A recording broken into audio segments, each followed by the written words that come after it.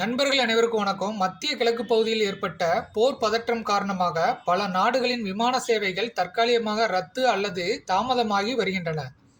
இதனால் தாயகம் திரும்ப முடியாமல் ஐக்கிய அரபு அமீரகத்தில் சிக்கியுள்ள சுற்றுலா பயணிகள் மற்றும் குடியிருப்பாளர்களுக்கு ஒரு முக்கிய அறிவிப்பு வெளியிடப்பட்டுள்ளது.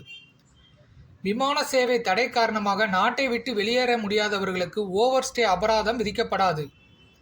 இந்த விலக்கு டூரிஸ்ட் விசா, விசிட் விசா வைத்திருப்பவர்கள் மற்றும் வெளியேற தயாராக இருந்த குடியிருப்பாளர்கள் அனைவருக்கும் பொருந்தும். இந்த சலுகை 2026 பிப்ரவரி 28 முதல் ஏற்பட்ட விமான சேவை பாதிப்பால் சிக்கியவர்களுக்கு வழங்கப்படுகிறது. பொதுவாக யுஏஇயில் விசா காலாவதியானால் ஒரு நாளுக்கு சுமார் 50 திராம் அபராதம் வசூலிக்கப்படும். ஆனால் தற்போதைய அவசர சூழ்நிலையில் அது தற்காலிகமாக ரத்து செய்யப்பட்டுள்ளது. விமான சேவை மெதுவாக மீண்டும் தொடங்கப்பட்டிருந்தாலும் இன்னும் முழுமையாக இயங்கவில்லை.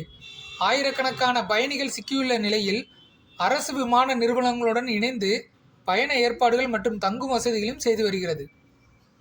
விமான சேவை பாதிப்பு காரணமாக யுஏஇயில் தங்கியிருக்கும் பயணிகள் அல்லது குடியிருப்பாளர்கள் மீது விசா ஓவர்ஸ்டே அபராதம் தற்காலிகமாக வசூலிக்கப்படாது என்று அமீரக அரசு அறிவித்துள்ளது.